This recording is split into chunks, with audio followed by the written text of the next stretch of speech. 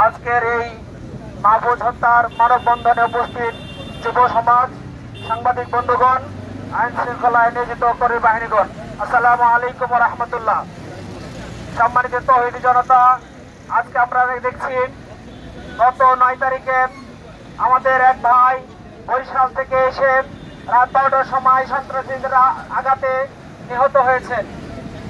আজকে শুধু এই মাহফুজ নয়, জুলাই আগস্টের বিপ্লবে এই বাংলাদেশের ছাত্র সমাজ একটি চাঁদাবিহীন, একটি সন্ত্রাস মুক্ত সমাজ কায়েম করার জন্য তারা স্বপ্ন দেখেছিল।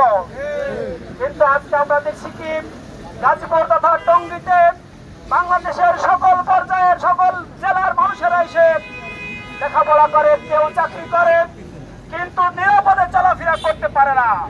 তার একটাই কারণ হচ্ছে আনাচে কানাচে ওই 5 আগস্টের পূর্বে যে ফ্যাসিবাদ ছিল, ওই ফ্যাসিবাদের দোসররা এখনো লুকিয়ে আছে। তাদের খাবার নিবারণ করার জন্য রাতের অন্ধকারে হোক দিনে হোক তারা সন্ত্রাসী কার্যক্রম চালিয়ে যাচ্ছে। আজকে মাহফুজ হত্যা হয়েছে। সুপ্রিয় উপস্থিতি, প্রশাসনের দৃষ্টি আকর্ষণ করছে, আপনারা যদি ইচ্ছা করেন একদিনের মধ্যে আপনাদের চেষ্টা করেন আপনাদের টহল পুলিশ স্থায়ীভাবে দিয়ে আরো বেশি পুলিশ দিয়ে এই সন্ত্রাসীদের গ্রেফতার করতে পারেন। আমরা 5 আগস্টের পরে এতদিন ধরে দেখি নাই, আজকে 10 মাস হতে গেল, 1 বছর হতে চলেছে, কিন্তু একজন সন্ত্রাসীকে, একজন চাঁদাবাজকে আপনারা ধরে দৃষ্টান্তমূলক কোনো শাস্তি দেন নাই।